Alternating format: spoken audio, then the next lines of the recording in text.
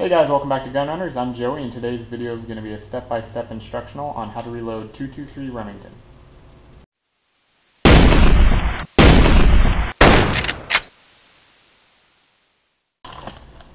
Alright, so your first step is going to be to clean your brass. This here is some Lake City brass that I cleaned with hot water, a little bit of simple green, and some elbow grease. You can use a tumbler, but they're a little bit more expensive. Alright, so the next step is going to be case inspection. Take each case, look over it, make sure there's no cracks or massive dings in it, make sure that your primers haven't popped out due to overpressure. Here are two examples of cases I wouldn't reload. This one here's got a crack right at the case mouth there, and it's turned in on itself. This one's pretty dented in. A lot of the times you can fix that with your resizing die, like for this one for example. See how it's a little bit flat there?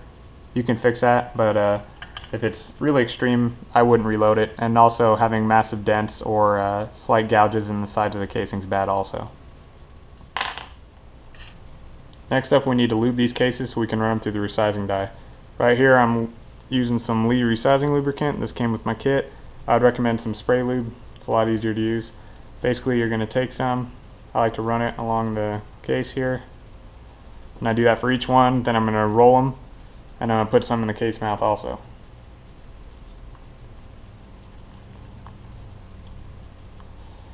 I do 5 at a time usually, that way I can make sure each one has enough lubricant. I roll them around a little bit.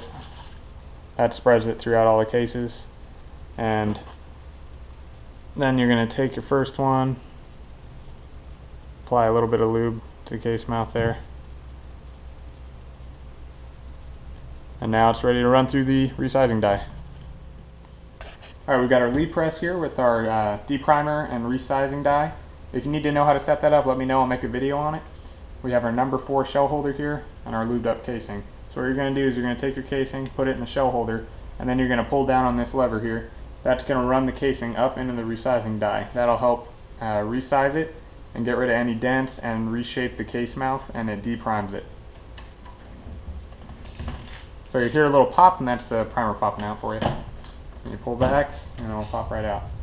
Now if it has a little bit, takes a little too much force to pull it out, it might be a little bit dry, you might need to use a little bit more lube.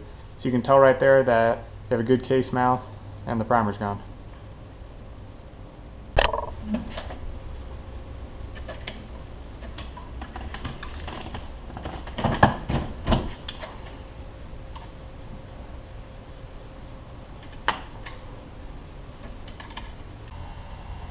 I just finished resizing all these and getting rid of the primers, popping those out. So now what you need to do is wipe off all the lube and do second inspection.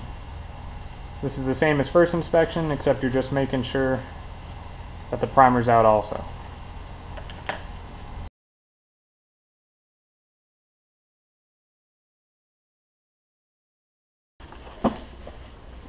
Alright, so we just finished second inspection of the casings, and now it's time to trim them. Refer to your manual to find out the trim length, and for .223 Remington, our trim to length is 1.75 inches. It's really important to always refer back to this, even if you think you know what you're doing, and even if you've done it a million times, because one slip up can lead to a really bad day. Using the Lyman Universal Case Trimmer is a breeze. You just take your casing, slide it in the case holder here. It holds just about anything. You're going to slide in here, start working on it. You'll feel a bunch of brass coming off there. Once brass stops coming off, pull back. I go in for one more run just to get rid of some burrs. Unlock it and pull it out. You can mess with these presets here, and I have them set up so they're the perfect length for .223. Then you're going to take your caliper, measure each case. 1.746, so that's going to be fine for us. So just continue to do that to all your casings. The next few steps are going to include the Lyman Case Prep Multi-Tool. I'd highly recommend it. I got it for I think $20 on Amazon, and it's a really good alternative to a case prep station. So we're going to take your casing here, and you can see that it's been cut because you got that shiny brass there, and you're going to need to deburr it. Chamfer and deburr. So go in, give it a few twists in there. You're going to do the same on the outside. What you're doing here is basically sharpening down that edge. You don't want it like razor sharp, but you want to get rid of, like, yeah, you see right here? There's little pieces of brass sticking off everywhere. You want to get rid of that. There you go, till it's smooth. Smooth to the touch. If you're going to be reloading military brass, you need to be aware that they have a crimp in the primer pocket. This crimp helps keep the primer inside of there under high pressure. You're going to need to get rid of that if you're going to want to reload this type of brass. And to use that, you're going to need this little tool here. This came with the Lyman multi-tool for the case preparation. And you can unscrew these little tops here and put this in here and do it by hand, but it's a pain in the ass. So what I like to do is chuck it up to a drill, and that makes life a lot easier. You're going to take your casing, hold it in one hand, you're going to place it on top of the drill, and then you're going to let it spin, and you're going to push down a little bit and try to shave off that rim in there. Now, make sure you don't shave off too much, or else your primer will be too loose, and that can cause problems also.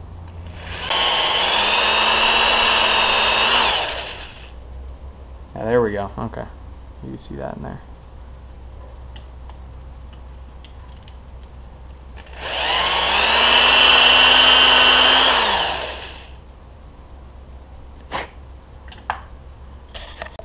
This next step is optional, but it's helped with me and it really improves accuracy apparently. You need to clean out your primer pockets there. So I have my primer pocket cleaner. Put it on right there and give it a few spins, just like you're revving up a car engine. And there you go, much cleaner. Now before you put it back into your case holder, you want to give it a few taps on both sides to get all the dirt and brass that's left over from cutting. Next step is deprime. Always make sure you wear your super sexy safety glasses and you have your primers here. Another tip is to write how many you have left on each box, because they come in boxes of 100 usually. That way you don't lose track. So you're going to take your priming tool, in this case I have the Lee hand primer, and I'm going to try to do this without fucking it up, because I always seem to do so. Flip your primer box upside down and then slide it slowly, and you will hear 10 drop. There goes 10, 20, and I'll do 30 for our sake, even though I'm only loading 25. And you're going to slide this back. You set this aside for now. Now if you notice, some of them aren't on the correct side, so you just shake them a little bit. And there's always going to be one in here. It's going to be a pain in the ass. So you flip it, make sure they're all right side up. Make sure there are no primers in this area. And you're going to slide this back on.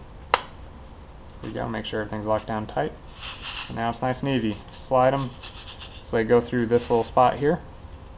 And pull the trigger down once, then let it drop. Let it go at a 45-degree angle. Push it again. There you go, and now you can see that one's loaded in there. So you're going to take your first casing, slide it on here, tilt it at 45, and go. You'll hear it click a few times. That's when you know you're good. Double check, make sure you feel it. Your primer shouldn't extrude past the base of the casing. If anything, it should be a little bit inside of it. If you're new to it, use a caliper and make sure that it's seated to the right depth. So I'll let you watch as I do a few of these. Also be wary, if it's too difficult to put the primer in, you might not have gotten rid of that crimp correctly, or if it's too easy, then you might have taken off too much, and that can also be a danger. Make sure you inspect each one, it's really important. Our next step is going to be throwing powder charges. For 223 I'm using IMR 4320, and according to my manual I need 24 grains per round. So it's really easy here. I have the Lee perfect powder measure. Always have your safety glasses on. Down here, okay. Now you're going to fill your hopper up. You can use the funnel, I just like to be careful. These tend to work better if they're full or nearly full. Put the lid back on. Now I have this set up already to shoot 24 grains. If you don't understand this whole concept here, you can read the instructions. If you still don't get it, leave me a comment and I'll make a video about it. It can be kind of a pain in the butt. So the hopper's in the off position, so you're going to need to turn it and you'll hear the powder fall into the measure here. There you go, so here goes shh.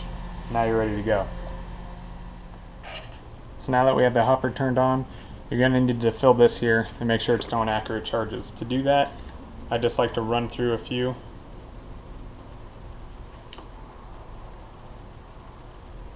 And when you're loading, it's really important to make sure that you use this lever in a consistent manner, and that'll help make sure that you have a really consistent pour. Okay, so now that we're ready for this, we're going to throw a charge and we're going to weigh it to make sure we're hitting 24. Now that we've triple checked our load data, it's time to measure out and see if we're close. A way to make these work faster is to set it on the 0 and then let go. Let's see. Okay. So we're throwing a little bit high, but that's going to be okay for our purposes, especially because 24 grains is the suggested starting point. Okay, so I've weighed 3 more loads to make sure we're accurate, and now we're going to get started.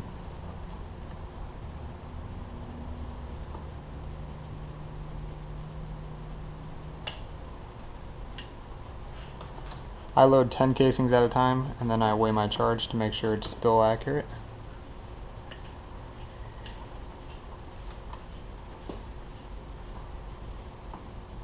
Now that I've finished 10 loads, I'm going to weigh a charge again and make sure we're still accurate, and then I'll continue loading.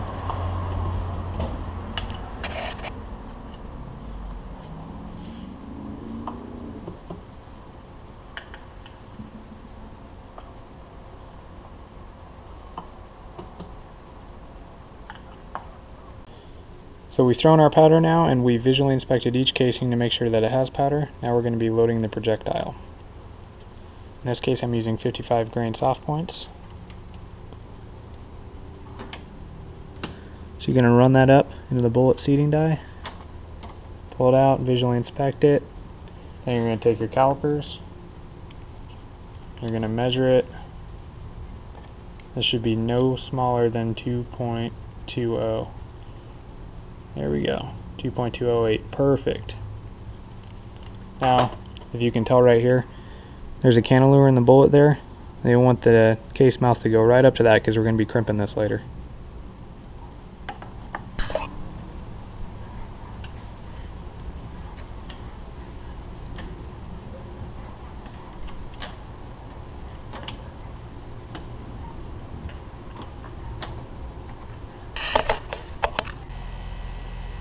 We're just about done here. We have 2 more steps. First we have crimping. I don't know if you guys can see that or not, but there's a little crimp on the cantilever in between the bullet and the neck here, and that helps for when you're using semi-automatic rifles. When you cycle the round into the chamber, your bullet won't become unseated. So you're going to put it in here, you're going to run it up, then I like to pull out, give it a quarter turn, and run it up again, and that gets rid of that little those little crimp corners that you get. I'll let you watch a few. Up, I overcam it just a bit, turn it, send it up again. There we go, that's a nice crimp. Now with crimping, you always want to start small, so if you're running a semi-auto and you think you may need to crimp and you're new at this, always start small and work your way up, because it does decrease your accuracy a little bit, and you don't want to over crimp it. Alright. And after this we have final inspection.